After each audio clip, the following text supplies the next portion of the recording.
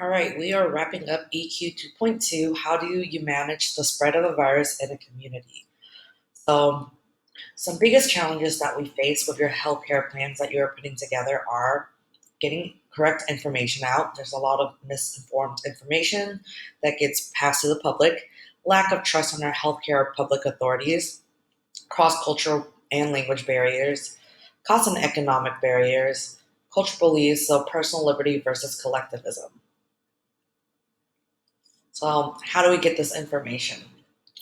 Government bodies that are funded in order to research issues of human health and give guidance to the public. So, we have those like the World Health Organization, National Institutes of Health, Center for Disease Control, Oregon Health Authority, Multnomah County Health Department. Public health is a medical field that deals with preventing disease, prolonging life, and improving the quality of life through organized efforts of education prevention. More about prevention than treatment. So, the biggest challenge that we have is misinformation, especially right now with the age of technology, right?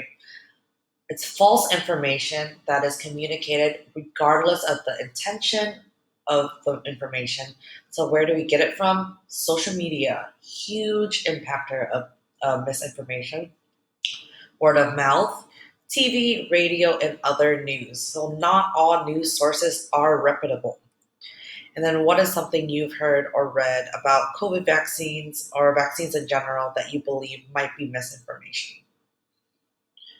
So, everything on the slide is an example of misinformation. So, face masks are dangerous because oxygen in the blood gets reduced, your brain reduces, you start feeling weak, it may lead to death. There's a lot of misinformation that is out there that is fed to the public through social medias as well as other channels.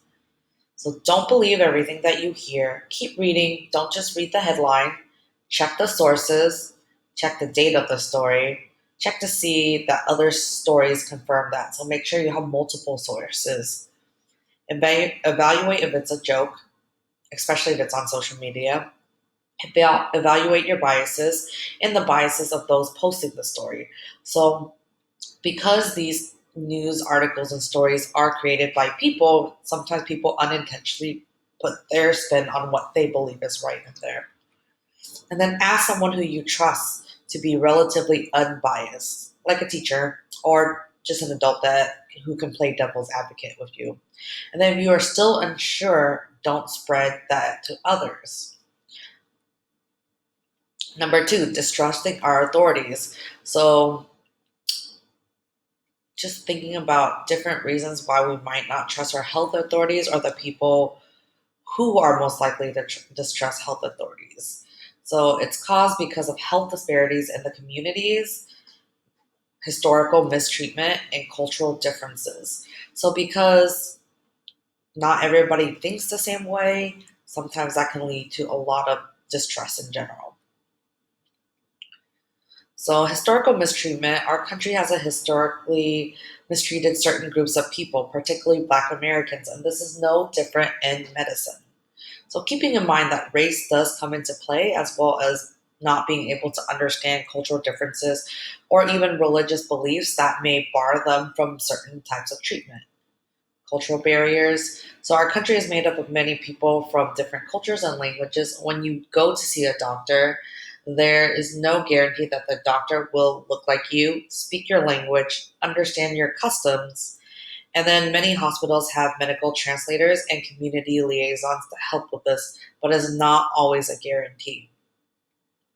Health disparities. A difference in medical treatment and health outcomes between groups that may or may not be related to discrimination or historic inequality. So these differences are not due to biological differences, but differences in treatment and interaction with the medical systems.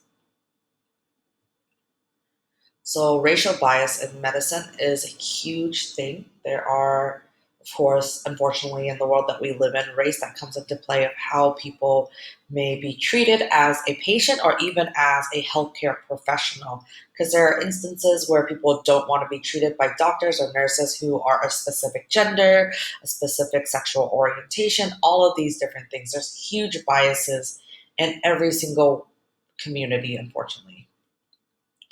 So then, social determinants of health are aspects of society and the social environment that impact on health, such as socioeconomic standing, race, early life experiences, social networks, and community support.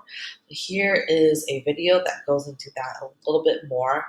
These social determinants definitely do help how people get treated. So it's really important to know that. So, talking about how we can fix these different things, circumstances have created disparities.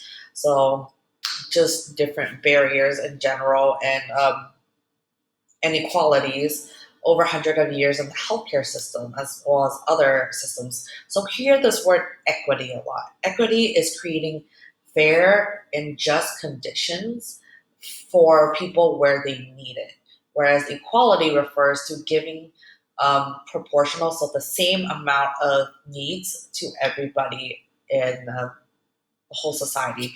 So, for instance, the first stimulus check we have um, is an example of equality because everybody got it, right? Whereas equity has to do with the specific income. So, our recent stimulus check of the $600, if you made a certain amount, like if you made a lot of money, then you did not get the full $600. But those families who needed it more automatically got that full $600. And then this week is MLK weekend, so I hope you have a great weekend. And if you have any questions about any of these topics, there's definitely a lot where we can still go into and just a lot of thought that goes into play with all these different barriers. Please do reach out, keeping in mind that there are a lot of inequities and just things that are not justified that happens even in the healthcare profession that restricts or prevents people who need care from getting care.